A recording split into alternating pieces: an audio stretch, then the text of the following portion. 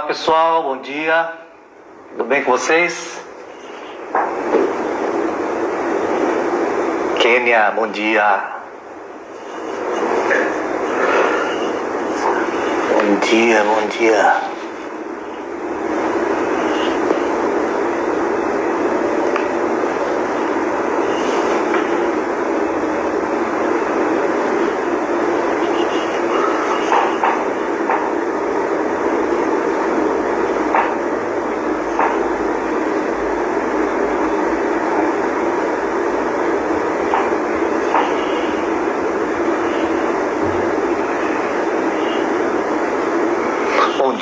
Bom dia a todos. Bom dia, Andréa, seja bem-vinda. Oi, Daniele, bom dia. Seja muito bem-vinda. Espero que você tenha gostado da sua primeira aula. Oi, Andréa. Rose, linda, um beijo. Excelente dia.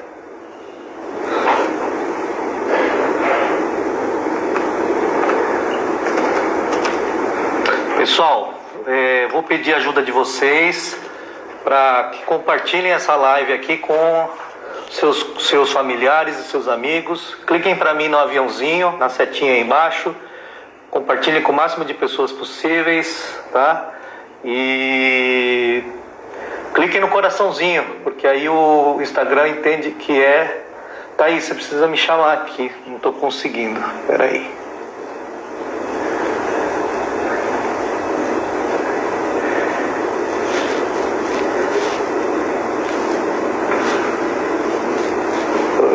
Aqui.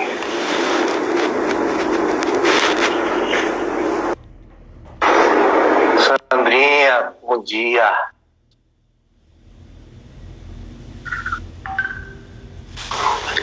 Oi. Bom dia. Tudo bem, Thaís? Já estamos online? Já estamos online. O pessoal está entrando aí. Tudo bem, Dalva? Ótimo. Que bom. Já. Temos pessoas de fora de São Paulo, inclusive. Que excelente. Bom dia, pessoal. Sejam todos bem-vindos. Bom, deixa eles entrarem ainda, né? Estou pedindo para as pessoas compartilharem a live, então vocês podem clicar aqui embaixo, tem uma setinha, um aviãozinho. Cliquem e convidem aí 50 amigos de vocês. Nossa, tinha que tirar aqui. Vamos fazer bombar hoje, com bastante dica. Deixa eu compartilhar aqui também. Que é aquilo daqui? Não, deixa. Peraí que eu vou ajeitando aqui.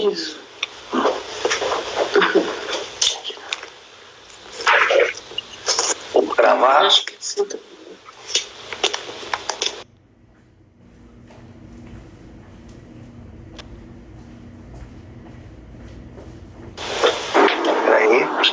Oi, Rosinha, bom dia.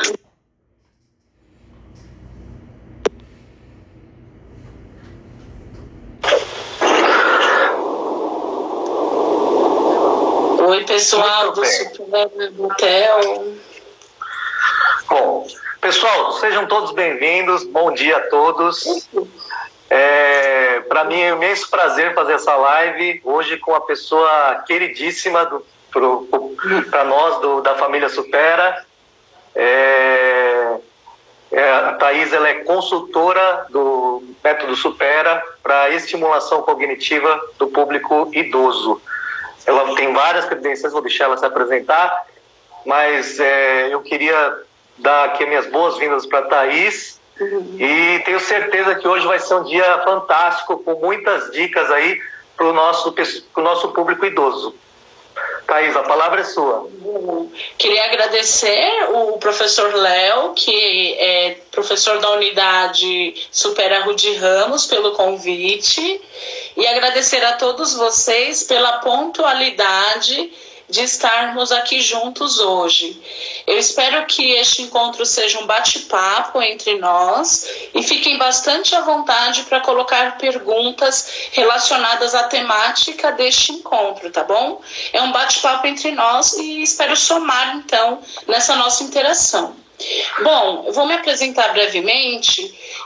Eu sou gerontóloga de formação, formada pela Universidade de São Paulo. Sou docente do curso de graduação em gerontologia da USP. Coordeno um curso de pós-graduação na Faculdade Paulista de Serviço Social, na FAPES, e sou pesquisadora do grupo de Neurologia Cognitiva e do Comportamento na Faculdade de Medicina da USP, onde a gente estuda diversas temáticas relacionadas à memória, cognição e a demências do indivíduo adulto e do indivíduo idoso. E como eu assessoria científica e na realização de pesquisas e estudos relacionados ao público 60+. Então, acho que a gente pode começar as pautas do nosso bate-papo e vamos conversando então. Tá bom. Pessoal, antes da gente começar, eu queria saber se vocês estão escutando bem, se está claro meu áudio, o áudio da Thaís, como é que estão para vocês, estão me ouvindo bem? Dê um alô aí no chat pra gente.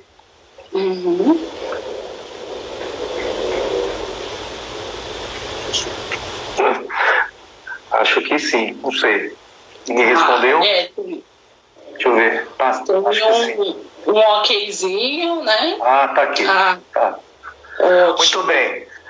Então, pessoal, o tema da nossa live é: por que é tão importante manter o cérebro ativo na quarentena? Um olhar gerontológico. Tá? Então, acho que antes de mais nada, até eu estava apresentando esse tema para os alunos essa semana, Thaís, e até houve um questionamento, então vou começar, antes de entrar no tema propriamente, eu queria te perguntar o que é a gerontologia, tá? Vou falar um pouquinho brevemente, assim, só para que as pessoas tenham essa visão, e aí a gente entra no tema propriamente dito. Bom, eu acho muito importante a gente começar então com essa introdução breve, já que todos estão vendo um termo técnico que é o olhar gerontológico. Então eu acho importante primeiro descrever o que é a gerontologia. A gerontologia ela é uma ciência que estuda o processo de envelhecimento humano em suas dimensões, em seus aspectos biológicos, sociais e psicológicos.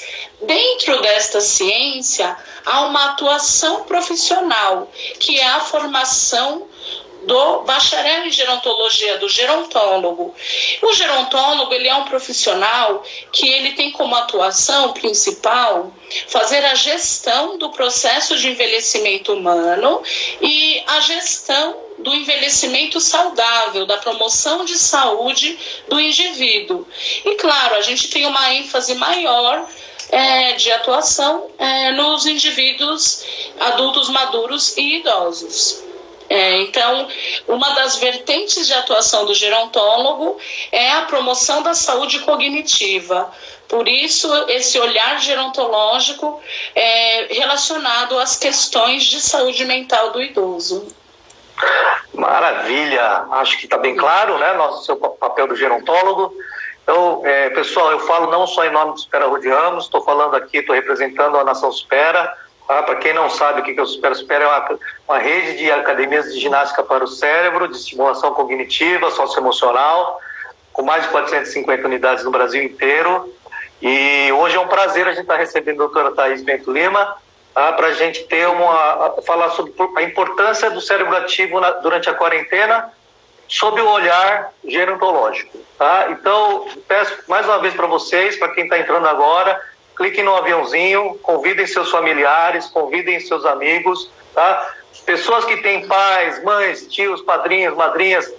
O papo hoje vai ser muito, muito bacana. Estamos na véspera do Dia das Mães, então nada mais justo do que a gente cuidar de quem sempre cuidou da gente, né? Então, e cliquem no coraçãozinho, porque aí o Instagram ele entende que essa live ela é relevante e vai acabar distribuindo para mais pessoas, tá bom? Fiquem atentos às dicas da doutora. Bom, vamos começar, né, doutora? Sim, podemos conversar. Uhum. Tá, a gente está vivendo hoje um momento bem peculiar no Brasil e no mundo, né? A gente está passando por um processo aí de pandemia, né, Covid-19, e isso trouxe aí um cenário bem adverso, né, para todos. E com esse cenário a gente acabou verificando, né, dentro do nosso público do Supera, que a maioria é o público idoso, um tempo de incerteza, tempo de dúvida, um aumento da angústia das pessoas, né, um medo recorrente por conta de não saber o que vai acontecer. E então, assim, a gente tem tratado as pessoas com todo carinho, todo cuidado e zelo que a gente pode através das conexões online, né? Mas a gente sabe que é diferente do trabalho que a gente faz pessoalmente. Então, diante desse cenário, eu queria te perguntar quais os protocolos, né, recomendados pelo aspecto gerontológico para que a gente mantenha o cérebro ativo dentro de casa, principalmente para o público idoso. Entendo. Esses pontos são muito importantes que você colocou. A pandemia, né, e o período de quarentena, ele gerou uma mudança de rotina na vida dos idosos muito significativa. Muitos idosos que estavam em atividades em grupo, em atividades de lazer, eles tiveram que interromper as suas atividades externas em grupo e em instituições para realmente cumprir esse período da quarentena. E um outro detalhe importante que a gente acaba não levando muito em consideração é que ir, por exemplo, ao supermercado, à farmácia, também é uma atividade social para o idoso. Então, quando o idoso ele se restringe das atividades que ele tem autonomia, que ele está interagindo socialmente, ele começa a apresentar algumas alterações de humor. E o que a gente tem observado bastante nessa mudança de rotina, além de uma perspectiva diferente para ter que preencher a rotina, é o fato de ter o aumento do nível de estresse, o aumento e a presença de sintomas depressivos, quadros e sintomas de ansiedade, porque o indivíduo ele passa a ficar aflito pela redução da sua interação social. Então, é muito comum nós escutarmos dos idosos relatos de que nesta quarentena eles passaram a apresentar sintomas depressivos decorrentes dessa mudança brusca de rotina. Né? É uma questão que a gente se preocupa bastante, já que a gente sabe que, do ponto de vista gerontológico, um dos nossos objetivos é fortalecer as relações sociais do idoso. A gente sabe que hoje nós temos as ferramentas digitais, mas que a convivência e a interação social em grupo, em instituições de lazer, educacionais e culturais, é o que faz com que esse fortalecimento de vínculos aconteça. E esse fortalecimento de vínculos, ele é preventivo de alterações do humor, de alterações do funcionamento da memória, porque o idoso estando incluído em grupos, com as relações sociais fortalecidas, ele tende a ter o que a gente chama do processo de envelhecimento saudável. Né? Então, são pontos que realmente hoje nos preocupam, né? Como auxiliar o idoso no período da pandemia e, claro, a gente também se preocupa com o pós-pandemia, porque hoje a gente está focado na pandemia, mas a gente sabe que, havendo a transição para o pós-pandemia, algumas coisas elas vão acontecer também, né? A sociedade vai estar diferente. Eu vou colocar um fone, tá? Tá bom, tá bom. Eu acho que... O pessoal colocou aqui que tá falhando aqui um pouquinho. Ah, então tá bom. Mas assim, né, doutora, assim, a gente sabe que tem essa questão da pandemia, ele tem aspectos sanitários, né, relativos a doenças, tem aspectos econômicos, e talvez as pessoas não se deram muita conta dessa questão para o público idoso, principalmente do afastamento social, né? Que tudo isso que você colocou aí, ele é extremamente importante, né? Eu acho que as pessoas elas devem ter em mente da importância de manter essas rotinas, essas atividades, para que a pessoa consiga ter um processo mais tranquilo, né, durante esses dias que a gente está passando aqui, né? Isso. E assim, quando a gente fala, então, numa reconfiguração, numa ressignificação da rotina do idoso, a gente entende que ter atividades que gerem significados para ele é importante para auxiliar, inclusive, na prevenção da intensidade, da presença e da frequência dessas alterações de humor. Então, por exemplo, quando a gente fala dos exercícios cognitivos, o nosso objetivo não é que o idoso ele esteja apenas recebendo atividades preventivas para o desempenho de memória, para otimizar o desempenho de memória. A gente quer também fazer com que este idoso ele fique focado em realizar exercícios para que ele pare de pensar um pouquinho em problemas, em preocupações, foque no presente, né? Negativos. Então, o objetivo de inserir atividades cognitivas é justamente para focar a concentração e as outras habilidades cognitivas, visando diminuir o tempo livre para pensar em questões negativas, uma vez que o idoso ele está exposto a olhar e receber muitas informações negativas veiculadas pela mídia, né? Porque hoje a gente vê que a mídia destaca bastante a questão educativa em relação à pandemia, mas ao mesmo tempo os noticiários eles têm tratado do tema numa grande quantidade de horas. E o idoso que reside sozinho, que tem uma rotina mais empobrecida, mais ociosa, na verdade, este idoso ele fica suscetível a absorver todas essas informações negativas.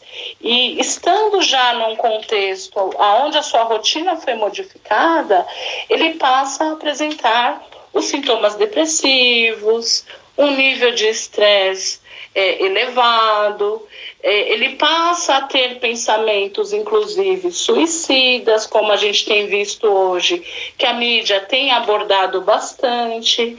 Então, a gente tem que se preocupar com os idosos de forma bastante intensa, visando tanto a sua qualidade de vida como a sua segurança. Né? É algo que é não só uma responsabilidade do poder público, mas é uma responsabilidade das entidades não governamentais, de nós profissionais que somos especialistas na área do envelhecimento, gerontólogos, e, entre outros. Nós precisamos nos preocupar com estes idosos.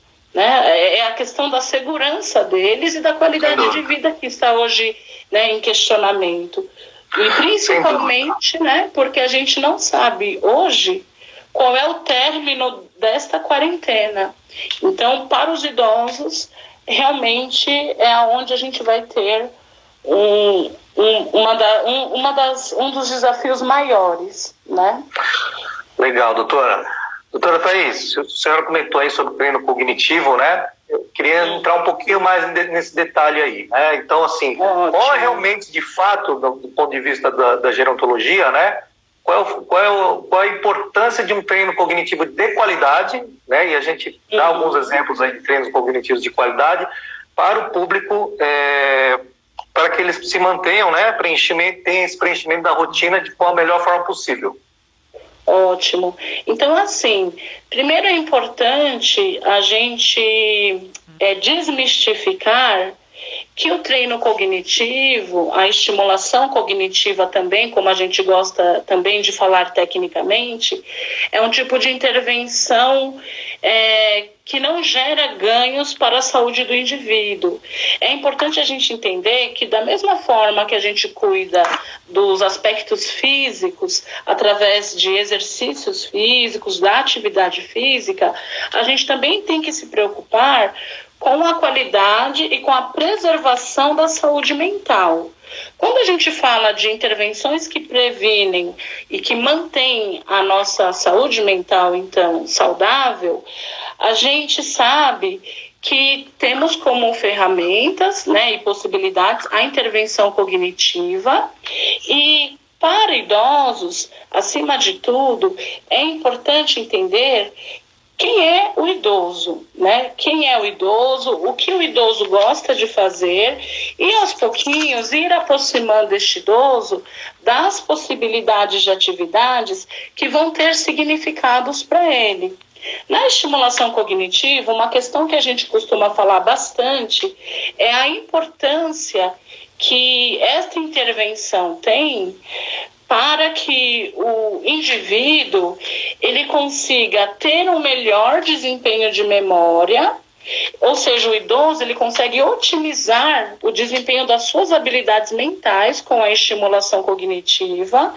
E a estimulação cognitiva, a gente fala que é uma das estratégias de prevenção de declínio cognitivo, ou de postergar nos indivíduos que têm uma maior chance ou probabilidade de desenvolver um quadro demencial, de que esse quadro surja.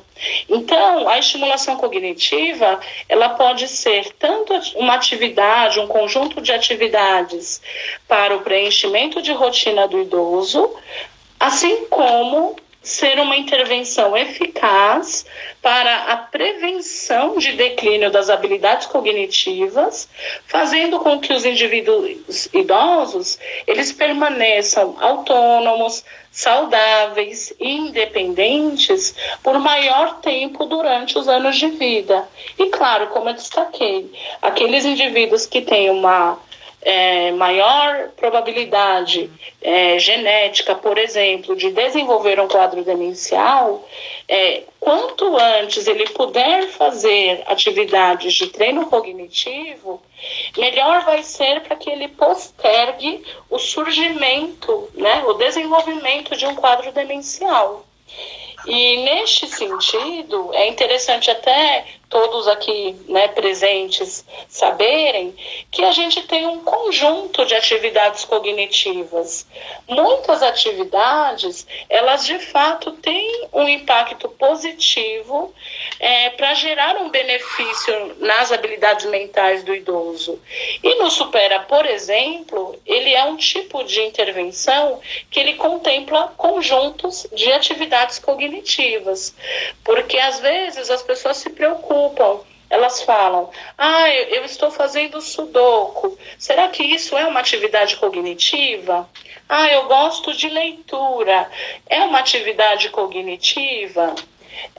Gosto de fazer exercícios de cálculos no ábaco. Isso é uma atividade cognitiva? E, na verdade, nós temos esta diversidade. Entretanto, cada atividade acaba estimulando mais uma habilidade cognitiva. Por isso que é interessante participar de instituições ou de grupos de treino cognitivo, porque estes grupos, eles conseguem contemplar um conjunto de atividades que vão separadamente ter uma ênfase maior no estímulo de algumas habilidades. Eu vi aqui uma pergunta que uma pessoa... Eu ia falar também da pessoa que está acamada, né? Na verdade, essa eu ainda não cheguei até ela, mas eu vi aqui uma pergunta, mas daqui a pouco a gente então já discute sobre ela. Tá. Uma pessoa colocou aqui qual intervenção é mais importante, qual tipo de atividade é mais relevante para treinar as habilidades cognitivas. E, na verdade, na área de estimulação cognitiva, a gente trabalha com a sugestão de protocolos. O que são esses protocolos? São orientações técnicas aonde o profissional treinado a fazer o treino cognitivo, ele tem que seguir uma estrutura mínima de atividades para o indivíduo idoso. Claro, a gente sabe que também tem umas orientações que a gente vai passar para familiares, para cuidadores e para o próprio idoso manter na sua rotina. Mas existe um roteiro mínimo que a gente gosta de sugerir para que realmente tenha significado e para que gere ganhos.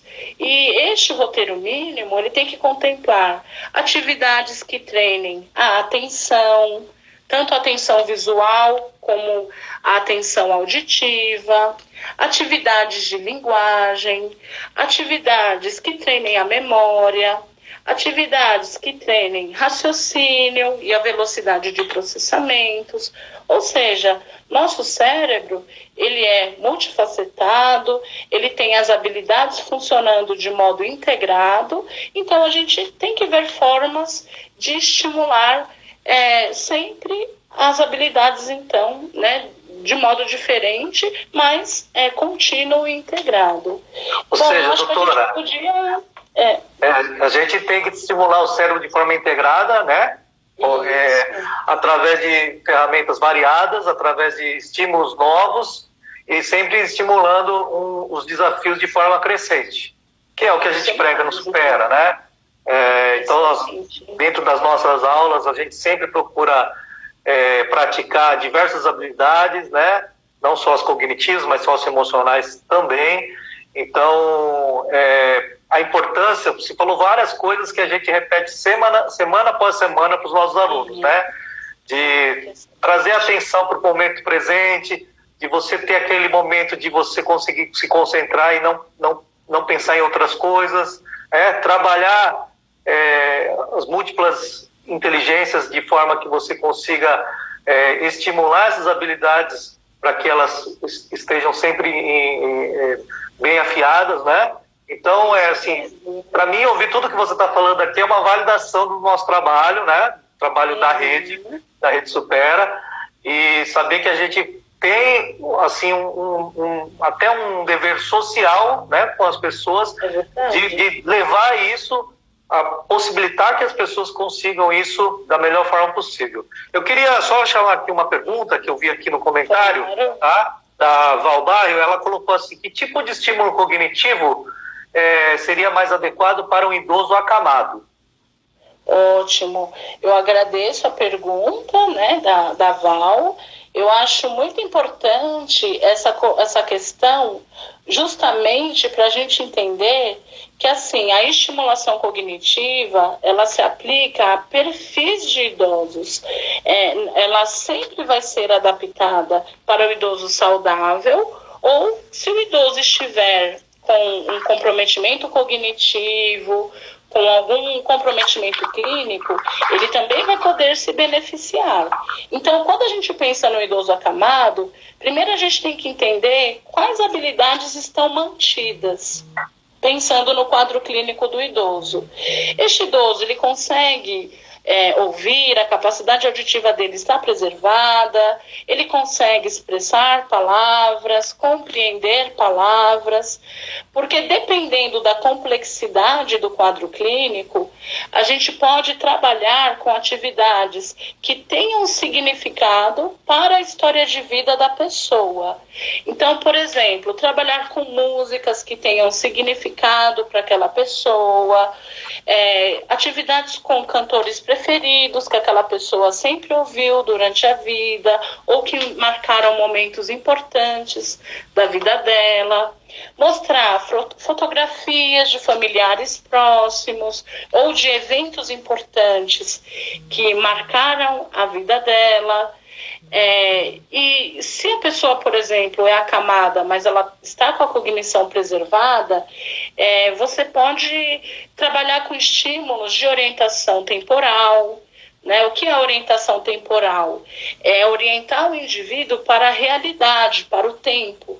Então, informar a data em que estamos, mostrar um calendário para o idoso, pedir para ele assinalar a data vigente, discutir notícias positivas e recentes. É uma forma de fazer essa orientação temporal.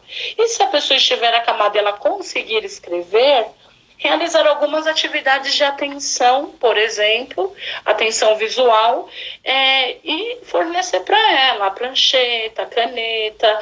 Atividades de atenção visual que a gente considera, eu vou dar alguns exemplos. Seria o jogo dos 7 erros, jogos dos 8 erros, caça-palavras. Só que é muito importante, pessoal, a gente entender um detalhe.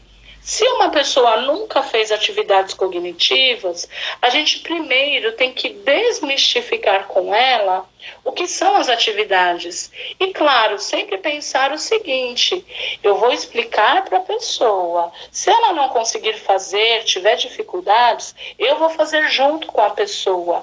Mas a gente não pode fazer com a pessoa se ela é capaz de fazer sozinha. E um outro detalhe muito importante também é começar por nível de complexidade. Sempre começar atividades com idosos do nível realmente para iniciante. Se o idoso tiver uma escolaridade elevada, ele for uma pessoa realmente que acaba as tarefas muito rápidas, aí o importante é ter um conjunto de atividades mais diversificados. Mas, de modo geral, a gente sempre pensa que no treino cognitivo, na estimulação cognitiva, nós temos que agir de modo inclusivo, né? Incluir as pessoas. Então, começar por níveis gradativos é mais apropriado, porque se a gente oferece tarefas já com níveis mais complexos, a gente afasta a pessoa da possibilidade de continuar as atividades. Isso é muito importante. E o que eu acho muito importante também, só para finalizar, tá?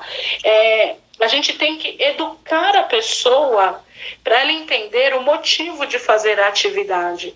Porque muitas vezes a gente tem um hábito, né, de ser prescritor. Faça isso porque faz bem. Mas faz bem por quê? Né? Qual é o intuito de eu fazer esse exercício específico?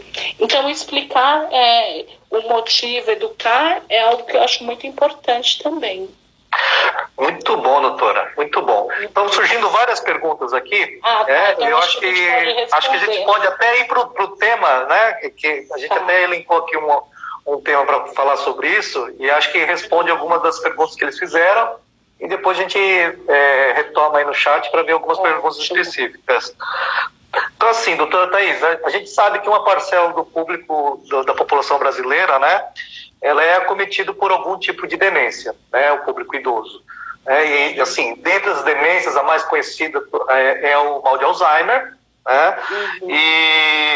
Então, relacionado a essa questão demencial, eu queria que a senhora falasse um pouquinho, né, quais os cuidados, né, com esses idosos, né, em relação à estimulação, né, se ele tem algum quadro demencial, e também para o cuidador, né? Muitas vezes essas pessoas que têm demência, elas estão amparadas, né, não necessariamente por um profissional da saúde, mas muitas vezes por um pai, um esposo, uma esposa, um tio, uma tia, um filho, uma filha. E assim, existe uma sobrecarga muito grande, né, nesse cuidador, e ainda mais nesse tempo potencializado ainda pela questão do isolamento social. Então eu queria que você passasse um pouquinho desse olhar, que tipo de cuidado, que tipo de treino que a gente pode fazer com essas pessoas para estimular eles também, tá? Só um parênteses também, queria falar para as pessoas, né? A gente tem dentro da Rede Supera, né, pessoas com grau leve de demencial que fazem aula e conseguem realizar os tipos de desafios que a doutora comentou aqui, tá? Então, estimulação cognitiva, ela é para todos, a qualquer tempo, em qualquer idade. Quanto antes você começar, você está criando a sua reserva cognitiva, que ela vai ser utilizada mais à frente, né? Então, não espere. Né? E um recado para os homens que são muito teimosos, né? O que acontece? Não espere acontecer algo. Não se mova na dor. Se mova pelo amor. Né? Vá antes ver. É muito melhor se prevenir do que depois você ter que correr atrás por algo que pode ser irreversível, né? E causar muita dor na sua família. Bom, então, dando continuidade às suas colocações, eu queria reforçar que, assim, de fato, quando a gente pensa hoje no idoso que é portador do diagnóstico de uma demência, a gente sabe que há inúmeros desafios. Hoje, quando a gente pensa na pandemia e nessa questão da quarentena, alguns desafios que a gente já verifica que estão sendo demandas dos cuidadores, dos familiares ou cuidadores formais, primeiro é a questão preventiva. Como eu lido com o idoso que eu cuido, do ponto de vista preventivo de cuidados sanitários. Então, é muito importante que o cuidador se atente às questões de higiene, a utilizar, por exemplo, produtos como hipoclorito no ambiente onde ele circula, o idoso circula, fazer higienização frequente com álcool em gel, lavar bastante as mãos, se possível, sempre utilizar máscaras próximos ao idoso. E do ponto de vista das atividades cognitivas, é muito importante que tenham estímulos que gerem significados, que não gerem frustração para o idoso que tem demência. Então, normalmente, a gente sempre reforça a importância de realizar atividades relacionadas com o resgate da história de vida e com estímulos de habilidades preservadas.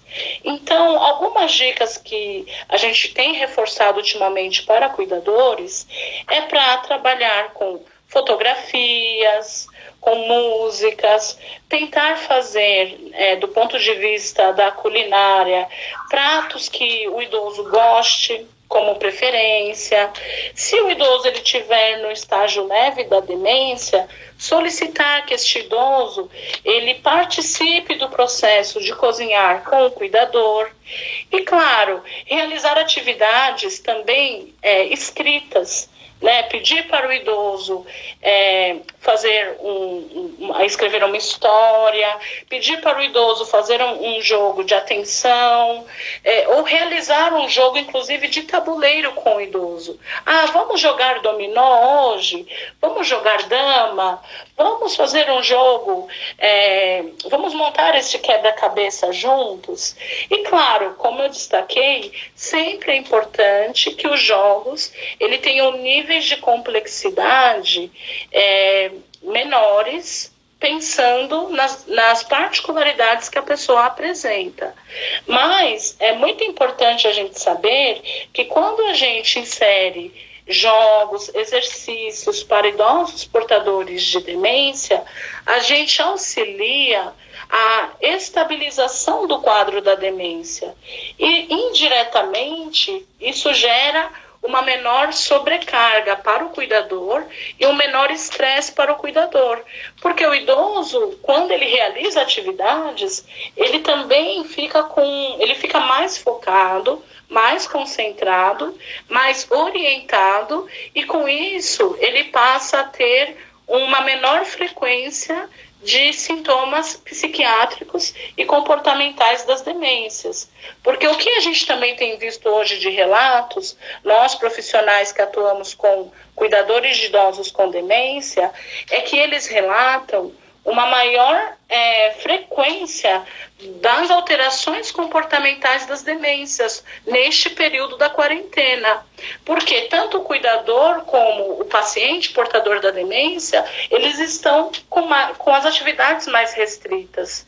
Então, isso gera realmente um desgaste emocional para o que cuida, e assim como as alterações comportamentais para o portador da demência.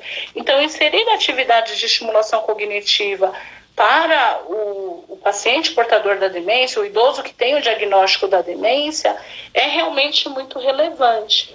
E claro, o cuidador não pode esquecer que ele é um ser humano. Ele também tem uma vida, ele também precisa de cuidados, ele também precisa cuidar da sua saúde mental. E como ele cuida da saúde mental dele? Fazendo atividades que tenham significado para ele. Realizando leituras de livros que ele nunca teve oportunidade de ler. Muitas vezes a gente ganha materiais, livros, a gente deixa num cantinho da nossa casa, a gente não consulta depois.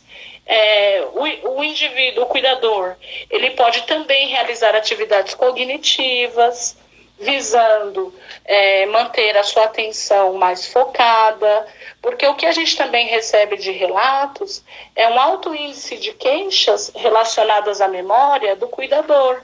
Por quê? Porque ele está sobrecarregado, estressado, tem muitas tarefas simultâneas e ele acaba deixando de cuidar também das suas habilidades mentais. Então, a gente também tem essa demanda. O cuidador, ele tem que ser cuidado. Porque se ele não é cuidado, ele também não consegue cuidar de outra pessoa. Então, é muito importante que os cuidadores, eles cuidem da sua saúde mental. Ouçam suas músicas, usem as redes sociais para conversar com seus amigos, familiares, façam os exercícios cognitivos, é um momento de relaxar. Ao contrário do que muitos pensam, isso é um estigma até que existe em relação à estimulação cognitiva. As pessoas pensam, o exercício cognitivo, ele é um estressor, é muito puxado, é difícil. E, na verdade, ao contrário, são exercícios que você não percebe que o tempo está passando. Você está interagindo naquele momento, está focado, deixa de pensar em problemas e você vê que você fez algo para o seu bem-estar.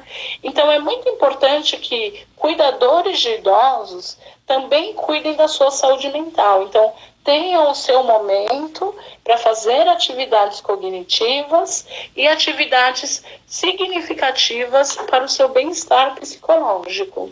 Tá? Aquela tal história, né, doutora? Primeiro cuide de si mesmo antes de cuidar do outro. Se você não olha para si mesmo, como que você vai cuidar de outra pessoa? Não é? Com certeza. Assim, a gente sabe que hoje, até conversando ontem com uma aluna nova que está vindo para a nossa unidade, né? Uhum. Ela estava pensando em sair por conta de questões relacionadas aí à pandemia. Eu falei para ela, olha, com certeza você está trabalhando 5 vezes mais. Porque além do seu trabalho, você tem as suas crianças agora dentro de casa, você virou professora delas, você ainda é esposa do seu marido, tem que cuidar da casa inteira.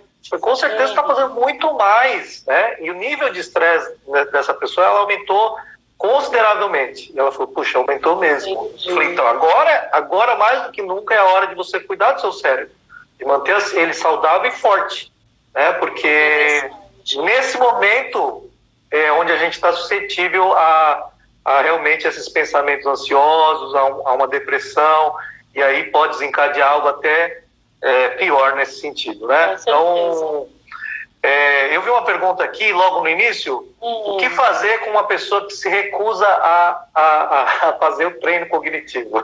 Tem alguma dica? Então, primeiramente, eu acho que é importante a gente conversar com esta pessoa, educar esta pessoa sobre o que é o treino cognitivo. Muitas pessoas, de fato, têm resistência pelo desconhecido.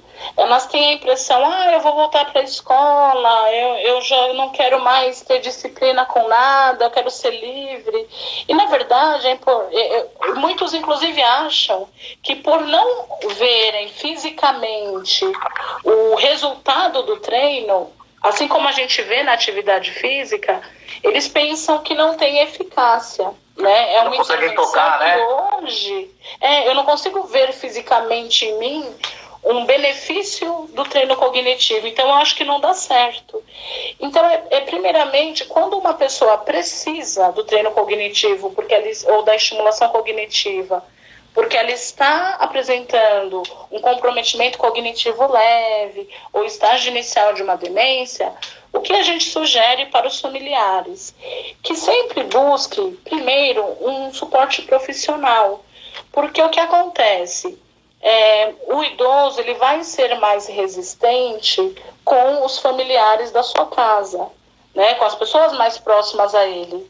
Se a informação não vier de um profissional, de uma instituição, ele entender que aquilo é relacionado ao seu bem-estar, vai gerar um impacto na sua saúde, e citarmos exemplos que o idoso entenda porque é relevante, ele realmente não vai fazer. E alguns exemplos que a gente costuma falar para o idoso que está numa fase de comprometimento cognitivo leve, ou de uma demência inicial, é que ele está fazendo aquilo provisoriamente, que é apenas para que ele tenha algum tipo de ganho, para que a sua independência fique mantida, para que ele continue fazendo as suas escolhas, tentando tomar suas decisões.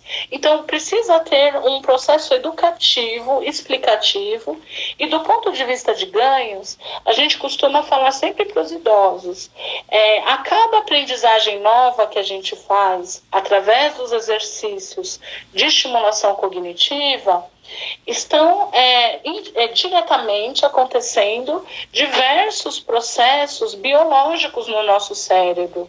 Esses processos biológicos, eles envolvem a produção de proteínas que são protetoras. Várias áreas do cérebro começam a apresentar uma maior ativação.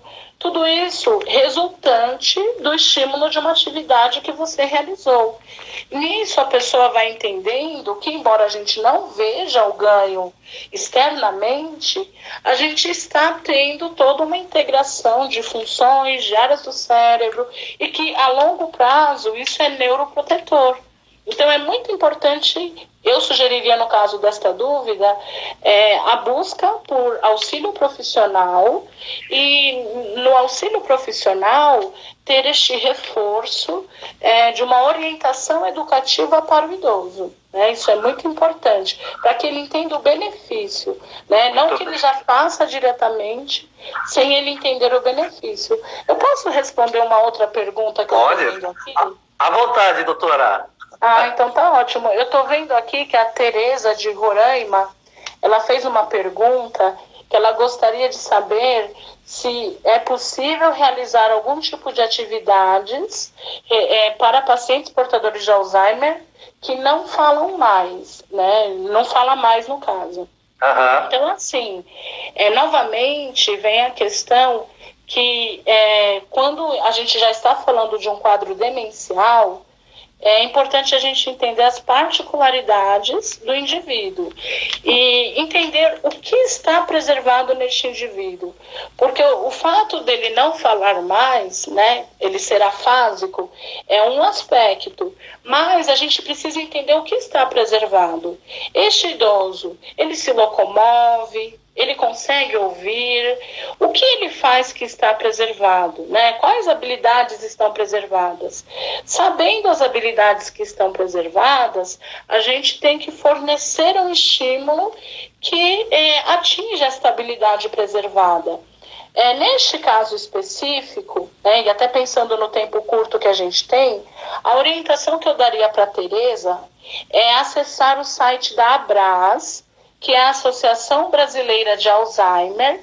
Eu, inclusive, sou membro da diretoria da Abras, só que aqui de São Paulo, e eu vi que tem colegas da Abras aqui acompanhando a live, a doutora Ana Luísa Rosas, que é a diretora científica, né? Fico feliz. E é muito importante, então, acessar o site da Abras. Lá tem muitas dicas importantes para cuidados por níveis de complexidade da doença. Então, pelos estágios da doença de Alzheimer ou de outras demências, é possível entender ver formas, né, de realizar atividades que sejam significativas para o indivíduo.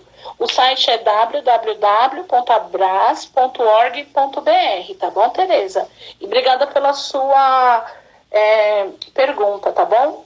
E eu queria só aproveitar e agradecer a presença de alguns docentes da USP que estão aqui, do curso de Gerontologia, da Rosinha Chubassi, da Deusivânia Falcão, e da comunidade Supera, e dos estudantes de Gerontologia da USP e dos pós-graduandos de Gerontologia da FAPES, tá bom, Léo? Só para eu não me esquecer deles. Tranquilo. Nós estamos aqui com a presença de vários colegas, vários irmãos Superas aqui do Brasil inteiro aqui nos acompanhando. Super intenso. Obrigada, Grupo Supera, né? Família Supera. Eu acho que, assim, doutora, você comentou uma coisa muito importante, né? Eu já tive casos, a gente tem casos de pessoas que têm Alzheimer que frequentam o Supera, né? Em diferentes estágios da doença, né? E é engraçado porque você comentou exatamente uma coisa que a gente faz, né? A gente verifica o que essa pessoa ela consegue realizar dentro das nossas ferramentas, né? É óbvio, eu tenho que conseguir realizar as ferramentas e dentro disso que a gente faz o trabalho cognitivo, né? Eu tive um que era a memória lógico-matemática dele era espetacular. Ele era 100% preservado, então ele conseguia fazer jogos, o ábaco, né? Ele conseguia fazer várias atividades que eram relacionadas a essa questão que ele tinha preservada, né? Porém, ele tinha muita dificuldade quando se tratava de linguagem, né? Porque não vinha. Então, a gente contornava com algumas estratégias em sala de aula, né? Então, dividia a turma para fazer atividades diferentes, né? Então, isso acontece com frequência, mas a gente tem essa possibilidade dentro da gama de ferramentas que a gente possui dentro do Supera, né? Interessante. Então, eu queria só salientar isso, né? E também falar para as pessoas assim, é importante quanto antes se estimular cognitivamente, né? Não é porque a gente está doente que a gente é incapaz. É o contrário, nós somos capazes de evoluir até o último dia da nossa existência. Basta querer. Com certeza. E é importante a sua colocação, Léo, porque o seguinte, é exatamente isso. Muitos familiares, quando eles querem e podem, inclusive, realizar intervenções que melhorem a qualidade de vida do idoso, eles acabam excluindo como possibilidades a estimulação cognitiva, porque eles acham que porque o familiar está com um processo inicial de uma demência ou com comprometimento cognitivo leve, que ele não vai ter benefício nenhum. E, na verdade, não é isso. Todos os estímulos que são oferecidos, eles geram impacto na longevidade do indivíduo. Ele ganha anos de vida quando ele tem intervenções que são relacionadas à promoção da saúde. E a estimulação cognitiva, ela é uma intervenção de promoção de saúde. É isso que é importante a gente disseminar do ponto de vista de educação para a sociedade, né? É uma estimulação de promoção de saúde também. Com certeza. Doutora, estamos com 8 minutos para o final da live. Eu queria entrar aqui numa última pergunta, mas a gente tem que ser foguete agora. Olha, pensando nesse conceito que você comentou de longevidade, né? Eu acho que é super importante aí a gente falar também do relacionamento, né? Longevidade e respeito principalmente a essa questão da quarentena hoje em dia. A gente sabe que os idosos eles ficam desesperados para sair de casa, desesperados. Alguns até se arriscam, né? Indo em feira, sacolão, etc. Então eu queria que você fizesse algumas colocações, né, direcionadas a esse sentido. Tá, eu acho que, assim, estamos vivendo um momento hoje particular e histórico, né? Há 113 anos, aproximadamente, o mundo não passava por um cenário como este. E a gente sabe hoje que os idosos, eles realmente estão no grupo de maior vulnerabilidade, no grupo de risco para adquirir a doença, né? Para se contaminar, enfim, com o coronavírus. Eu gostaria de reforçar para os idosos a importância de permanecer em quarentena, de entenderem que é um momento transitório, esse momento ele vai terminar, esse momento não vai durar, né, com uma infinidade de meses, mas ele tem um período de término e que nós temos que dar um significado hoje para a rotina que nós temos. E a rotina hoje, que é realmente recomendada para idosos, é para que eles fiquem em casa, se necessário, ir ao supermercado, à farmácia, que peça ajuda para um vizinho, para um familiar, que não se exponha em aglomerações de modo desnecessário. Porque realmente a gente ainda tem algumas particularidades que alguns idosos eles têm comorbidades, então eles ficam duplamente no grupo de risco. E adicionalmente a isso, nós temos idosos que não se vacinaram ainda contra o H1N1, que é uma vacina que está sendo amplamente divulgada pelo Ministério da Saúde. Esta gripe também está tem uma alta prevalência, né, na população idosa brasileira. Então, todos os cuidados são necessários, tanto cuidados preventivos sanitários no domicílio, como a importância de entender que o período é transitório. Sabendo, então, que estamos na quarentena, vamos fazer atividades que auxiliem no nosso bem-estar, na nossa saúde mental. Não fiquem com sentimentos negativos, estresse, ansiedade, embora sejam sentimentos naturais do cenário, vamos buscar estratégias. Fale com seus amigos pelas redes sociais, faça ligações para pessoas que você não liga há muito tempo, tente fazer exercícios cognitivos, acesse a página, por exemplo, do Supera, para você ver dúvidas, esclarecimento de dúvidas, textos, dicas de exercícios, busque sites culturais, tente ver peças de teatro online, filmes e séries. Então, ocupe a sua mente. Quanto mais ocuparmos a nossa mente hoje e realizarmos estímulos, melhor nós estaremos nos protegendo para as alterações de humor, né, decorrentes desse período. Mas eu sugeriria que os idosos eles se mantivessem realmente em casa e sem aglomerações, né, sem eventos familiares com grandes quantidades de pessoas, e que, se necessário, realmente solicite auxílio para um conhecido, um vizinho, mas não se exponha na rua. Né? Muito bem, pessoal. É muito grande. Aos idosos, fiquem em casa.